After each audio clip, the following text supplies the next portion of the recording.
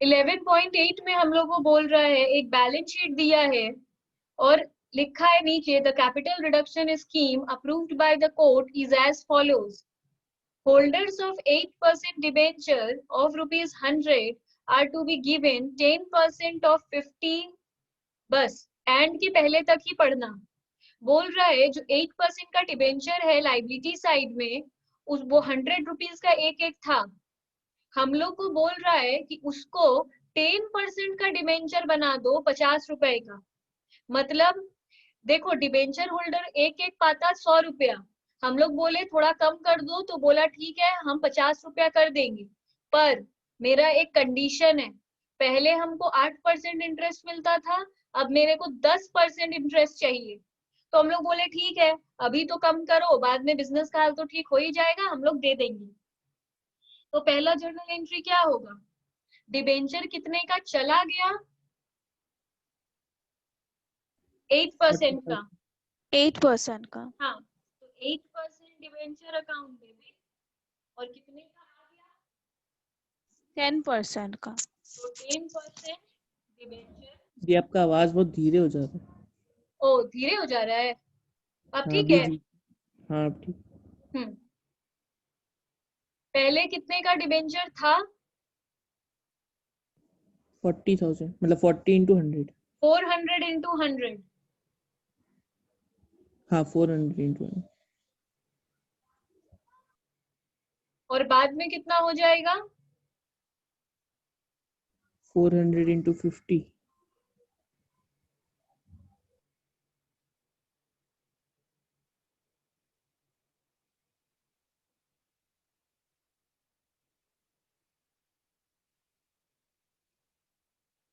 इस तरह हम लोग का पहला वाला हो गया।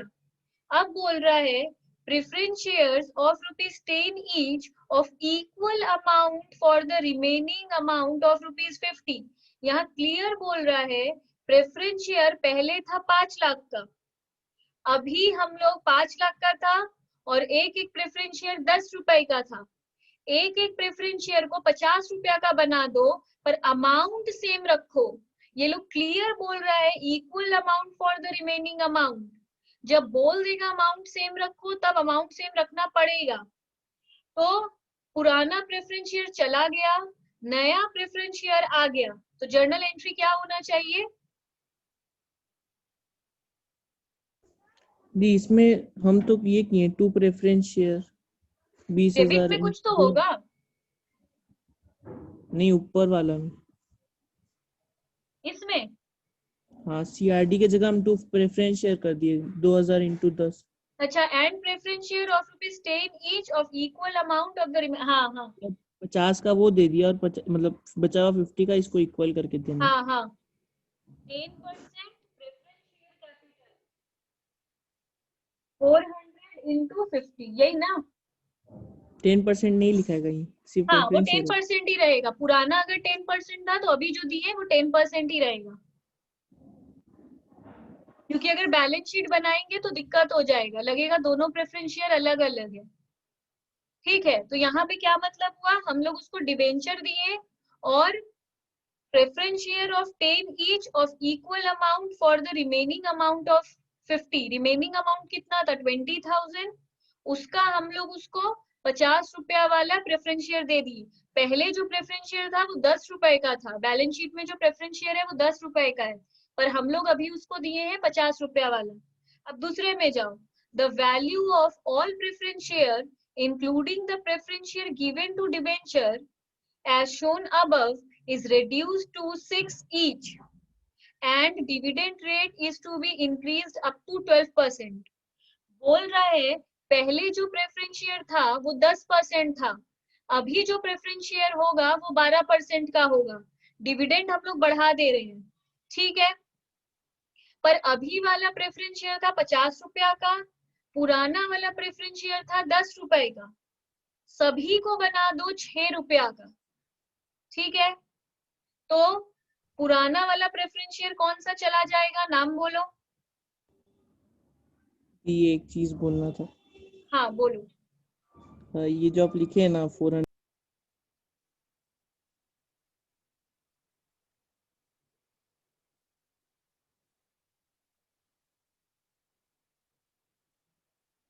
पहले कितना था 50,000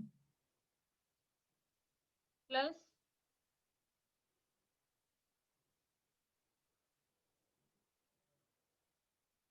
देखो पुराना प्रेफरेंस शेयर कितने का था 5 लाख का था जो बैलेंस शीट में था और 20,000 और था जो यहाँ पे आया था। पूरा ही खत्म करके अब हम लोग उसको बना दे रहे हैं reduced to ₹6 each। reduced बोलता है तो नंबर ऑफ शेयर कांस्टेंट रहता है।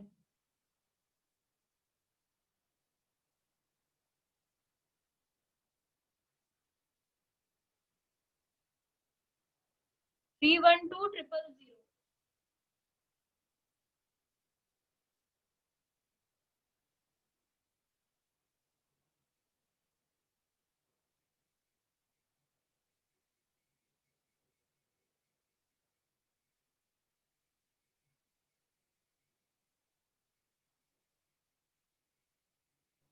उसके बाद बोल रहा है the value of equity share is to be reduce to 2 each. अब बोल रहा है इक्विटी शेयर का भी वैल्यू ₹2 ही कर दो। ठीक है, अमाउंट थोड़ा सा टेढ़ा मेढ़ा हो गया है तो इक्विटी शेयर को भी बोल रहा है इक्विटी शेयर है 40,000 का। 5। अच्छा, प्रेफरेंस शेयर का अमाउंट मिसिंग है बैलेंस शीट में, वो 10% preference share of 10 each 1 lakh होगा। तो यहाँ पे 10,000 प्रेफरेंस शेयर है।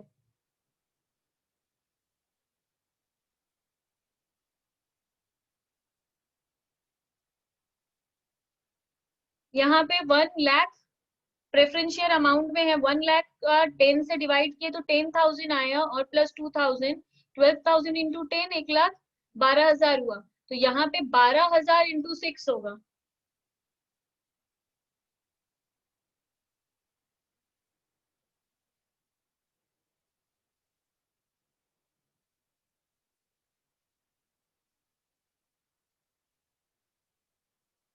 तो फिर यहाँ पे 48,000 हुआ।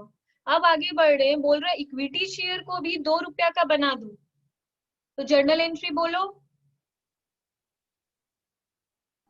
Equity share capital account debit 50,000 into 10। हाँ, टू इक्विटी शेयर कैपिटल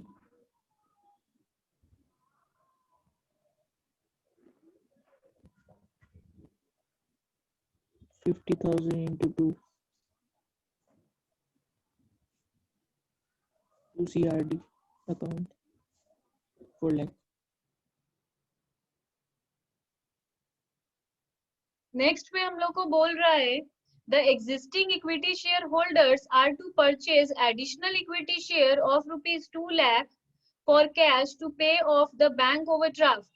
बोल रहा है कि हम लोग और इक्विटी शेयर परचेज कर लिए हैं 2 लाख का बैंक ओवरड्राफ्ट पे ऑफ करने के लिए। तो और इक्विटी शेयर परचेज कर लिए हैं इसका मतलब फॉर कैश, मतलब इक्विटी शेयर परचेज करने का मतलब होता है इक्विटी शेयर इशू करना। तो इक्विटी शेयर इशू करेंगे तो जर्नल एंट्री क्या होगा?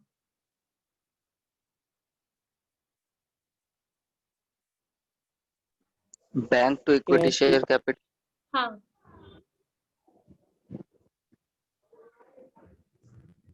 यहाँ तो फॉर कैश लिखा है ना। वो कैश बैंक सब एक होता है, कैश लिखना है कैश ही लिख लो। तो बेसिकली हम लोग कितना रुपया ले रहे हैं इशू करके? 2 लाख। 2 लाख। ठीक है, इक्विटी शेयर इशू परचेज करना मतलब इशू करना। इशू करेंगे तो पैसा आएगा, तो पैसा आया और जब भी इक्विटी शेयर इशू करते हैं इक्विटी शेयर कैपिटल क्रेडिट होता है। अब इससे बोल रहा है हम लोग बैंक ओवरड्राफ्ट को पे ऑफ कर रहे हैं।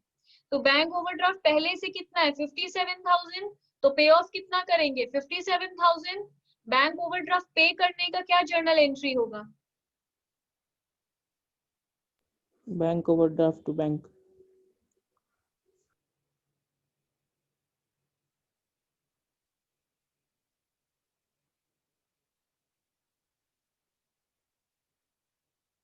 अमाउंट 57,000।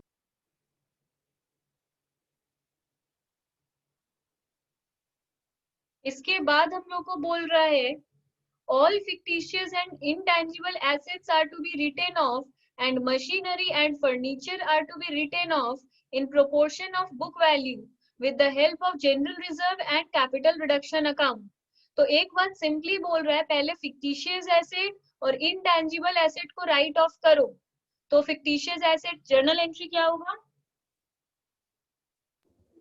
CRD to goodwill,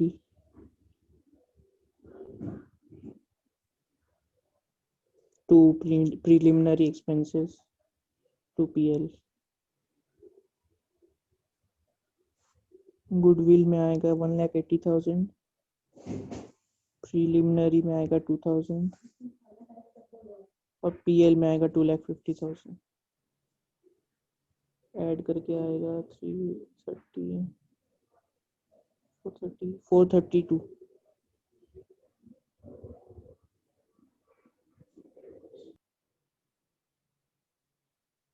अब इसके आगे बोल रहा है कि मशीनरी और फर्नीचर को भी राइट ऑफ करो पर proportion of book value. Book value के प्रोपोर्शन में इसको राइट ऑफ करना है, मतलब राइट ऑफ करना है, ये तो क्लियर है. एसेट राइट ऑफ होता है तो 2 में चला जाता है. तो जर्नल एंट्री पास कर लो.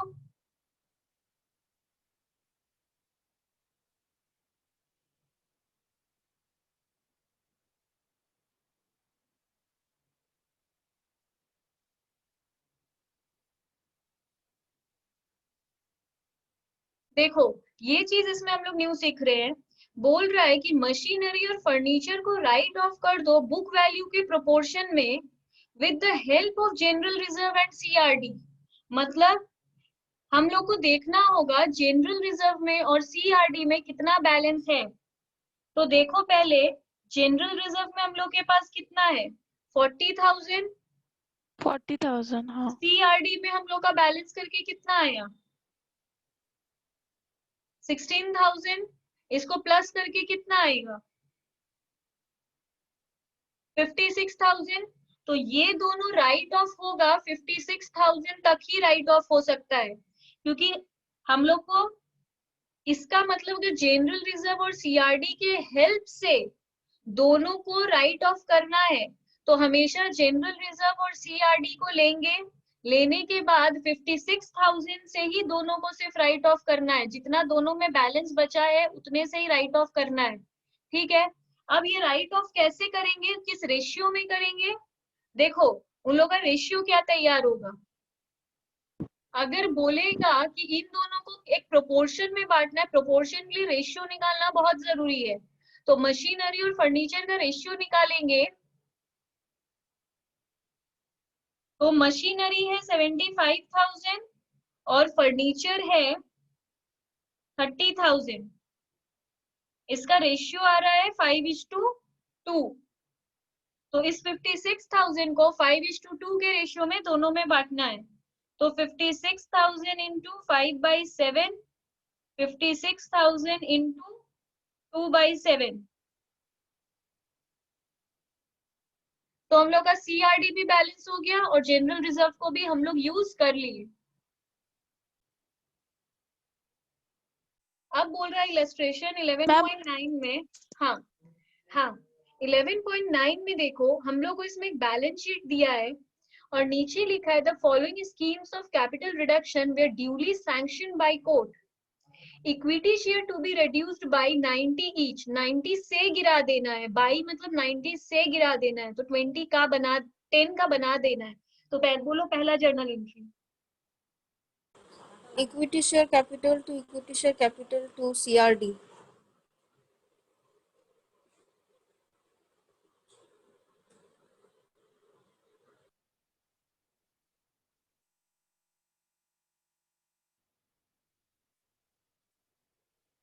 Amount 6 lakh. Bracket 6,000 into 100. 100. इसमें 6,000 into 90. नहीं 6,000. हाँ नहीं 6,000 into 10. देखो 90 से गिरा देना है, बाई 90 से गिरा देना है तो 10 का बन जाएगा. Okay.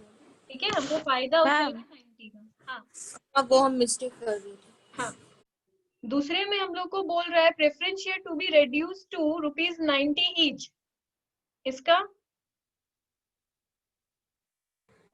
8% cumulative preference share capital to 8% preferential capital to CRD.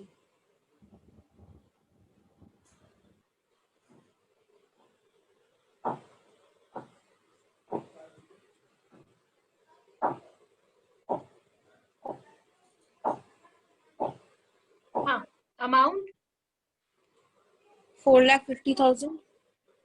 हाँ, ब्रैकेट ये साथ बोलो वरना बैलेंस शीट बनाने में दिक्कत होगी। हाँ, sorry ma'am.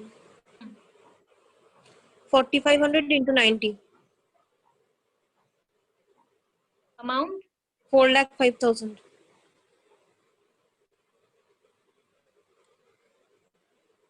ठीक है, Yes ma'am. यहाँ बैलेंस बचा इसलिए सीआरडी खोल दिए। फिर 3 में बोल रहा है the debenture holders to waive their right over outstanding interest. Debenture holder लोग वेव कर रहा है, वेव करना मतलब छोड़ देना। बोला आउटस्टैंडिंग इंटरेस्ट मत दो, तो जो बैलेंस शीट में लिखा हुआ है डिबेंचर इंटरेस्ट आउटस्टैंडिंग वो हम लोग नहीं दे रहे हैं, तो journal entry debenture interest outstanding account debit to capital reduction.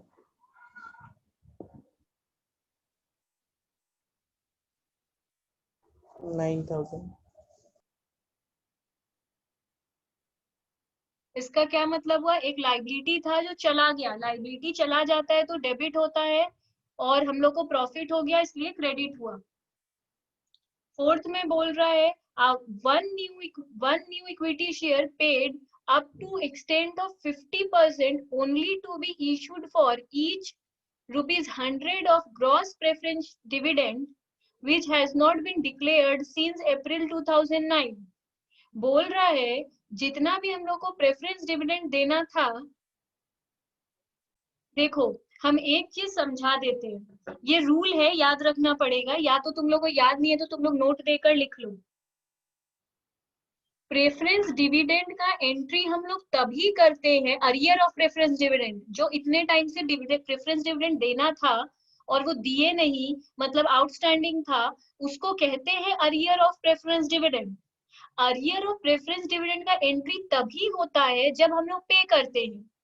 अगर हम लोग पे नहीं कर रहे हैं तो उसका कोई एंट्री होता ही नहीं है। लास्ट सम में हम क्यों लिखे थे अरियर ऑफ प्रेफरेंस डिविडेंड, क्योंकि हम लोग पे कर रहे थे। यहाँ पे तो लिख लो entry for arrear of preference dividend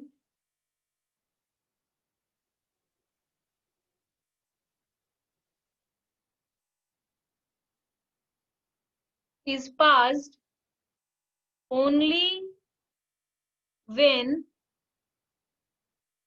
it is paid. If it is waived,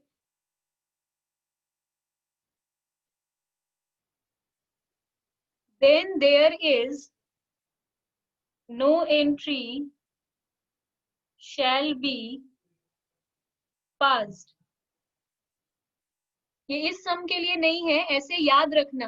जैसे कि सोचो डिविडेंड देना था हम लोग को 10,000, बोला हम लोग सिर्फ 2,000 दिए, 8,000 नहीं दिए, तो हम एंट्री करेंगे सिर्फ 2,000 दिए, 8,000 जो नहीं दिए इसका कोई एंट्री पास नहीं होगा। नीचे नोट लिख देंगे कि arrear of preference dividend of ₹8,000 is waived of. ठीक है, तो यहाँ पे हम लोग को बोल रहा है कि हम लोग का एक प्रेफरेंस डिविडेंड हम लोग का डिक्लेयर नहीं हुआ था, मतलब हम लोग दिए नहीं थे, तो पहले हम लोग को जानना है कि कितना नहीं दिए थे। तो पहले देखो बोल रहे 2009 से हम लोग नहीं दिए हैं, तो 2009 से 2010 वाला नहीं दिए हैं, मतलब 2009 से 10 वाला नहीं दिए हैं क्योंकि 2009 अप्रैल लिखा है तो ये खत्म हुआ होगा मार्च में, एक साल नहीं दिए।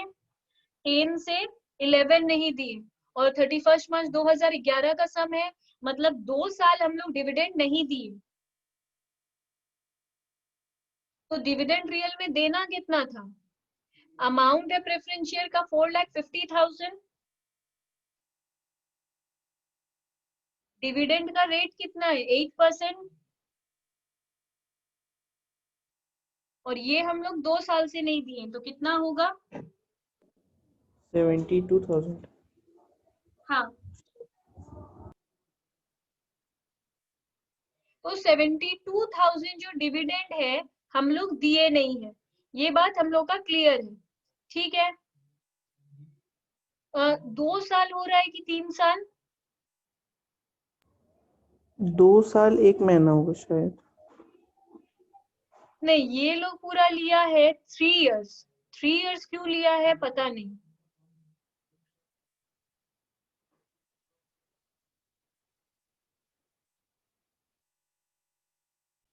ठीक है, 72,000 हुआ 2 साल का। अब बोल रहा है कि हम लोग पे किए हैं सिर्फ इसका 50%। तो 72,000 मेरा प्रेफरेंस डिविडेंड ड्यू था, पर हम पूरा अभी भी पे नहीं कर रहे हैं, हम सिर्फ 50% पे कर रहे हैं। 72,000 का 50% होता है 36,000। तो हम डिविडेंड कितना पे कर रहे हैं? सिर्फ 36,000 पे कर रहे हैं। अब बात आता है कि कैसे पे कर रहे हैं। पैसा दे रहे हैं, इक्विटी शेयर दे रहे हैं, क्या दे रहे हैं? लास्ट सब में बोला था इक्विटी शेयर दे रहे हैं, इस सब में भी बोला है इक्विटी शेयर ही दे रहे हैं। तो जर्नल एंट्री क्या होगा? देखो, जर्नल के बीच में ये सब मत घुसा देना, हम तुम लोग को सिखा रहे हैं इसलिए ये सब घुसाए। तो हम लोग देने का एंट्री करेंगे। दी अरियर एक ऑफ, हाँ चीज बोलना था। देखो, इसमें क्लियरली बोल रहा है one new equity share paid up to the extent of 50% only to be issued for ₹100। ये एक लाइन है यहाँ, मतलब ये है कि एक एक इक्विटी शेयर है 100 रुपीज का, और उसका हम लोग 50 रुपया ही 50% ही पेड अप का दे रहे हैं, मतलब 100 रुपया का शेयर के लिए 50 रुपया ही पेड अप है of gross preference share which has, और ये कंटिन्यूअस है, ये 50% दोनों के ऊपर लागू हो रहा है। 100 रुपीज का एक शेयर है, 50 ही पेड अप है, ये एक बात है। और 50% ही डिविडेंड भी हम लोग पे कर रहे हैं, 50% दोनों के ऊपर है। तो अब बोल रहा है कि कितना शेयर होगा। पहले आराम से देखो, टोटल देना कितना था? 72,000। अगर 72,000 देना है तो और 100 का एक एक शेयर रहेगा, तो नंबर ऑफ शेयर कितना होगा? 720, 7200, ठीक है, इंटू 50, 720। तो इसमें हम लोग क्या किए, एक देना जितना है 72,000, उतना ही नंबर ऑफ शेयर होगा। 1 न्यू इक्विटी शेयर, मतलब जितना रुपया देना है उसके लिए एक इक्विटी शेयर देंगे। तो 720 इंटू 100 इसको लिखे हैं, ये रियल में वही है, पर पेड अप है अभी से 50। एक एक बैलेंस शीट जब बनाएंगे तो लिखेंगे 720 equity share of ₹100 each, ₹50 paid up. एक एक शेयर है 100 रुपए का, पर पेडअप कितना है अभी तक हम लोग, वो पेडअप कितना माने हैं उसका 50 रुपया।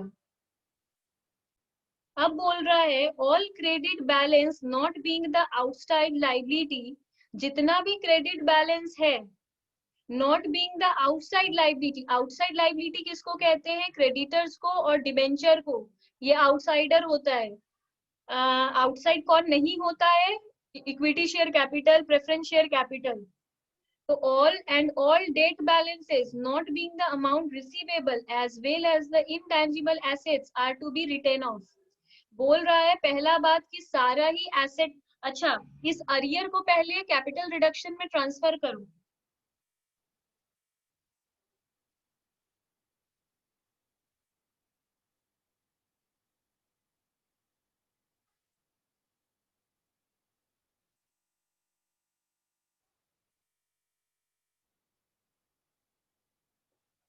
अब यहाँ पे वो क्रेडिट बैलेंस वाला बात एक बार छोड़ो, नॉर्मली करो। being the amount receivables as well as the intangible assets are to be written off. पहले सारा intangible asset को और सारा जो भी चीज हम लोग राइट ऑफ करते हैं, पीएल तो राइट ऑफ करना ही है, फिक्टिशियस एसेट को तो राइट ऑफ करना ही है, तो पहले सारा एसेट को राइट ऑफ कर दो।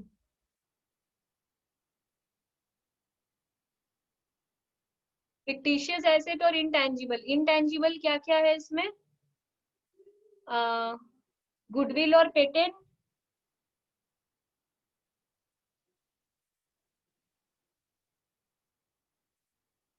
गुडविल है 51,000,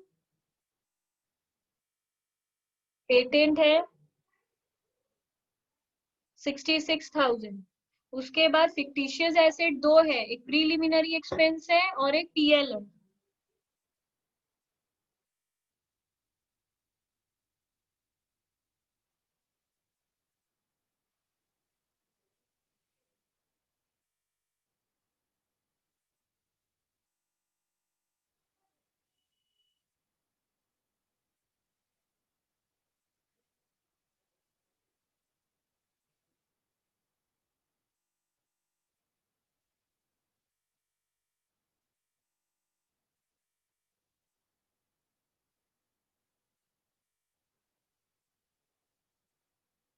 ठीक है, अब हम लोग को बोल रहा है कि ऑल क्रेडिट, अच्छा लास्ट लाइन में क्या बोल रहा है?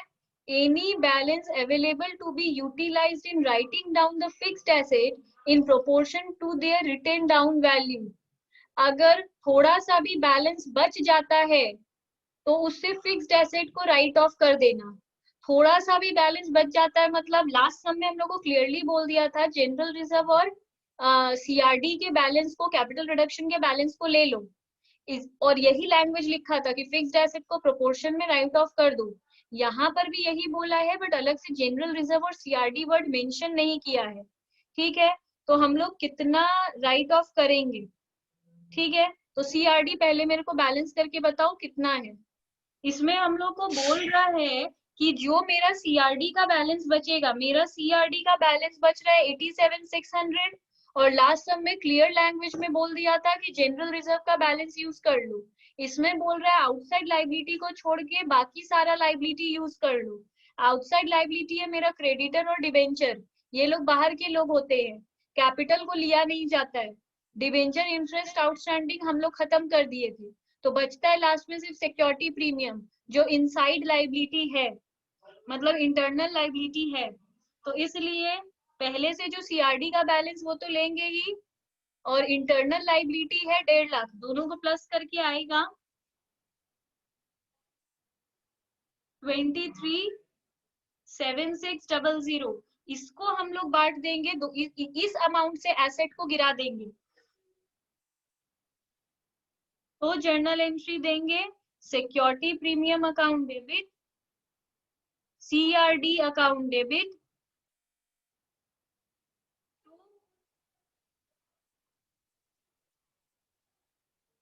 दो एसेट है हम लोग का, प्रॉपर्टी और मशीनरी।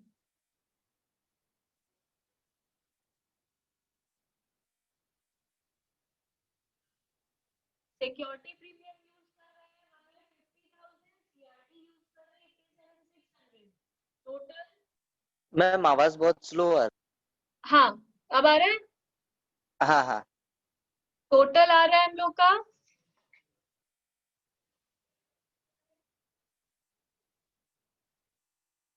टोटल आ रहा है हम लोग का 237600, और इसको एसेट का रेशियो में बांटा जाता है। लास्ट सम में भी हम प्रोपोर्शन बोला था तो रेशियो निकाले थे, प्रॉपर्टी और मशीनरी का रेशियो निकालो।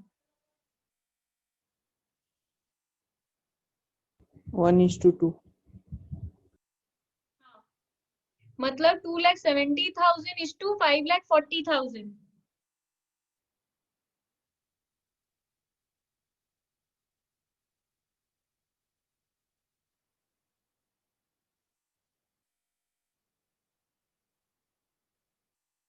कितना आएगा?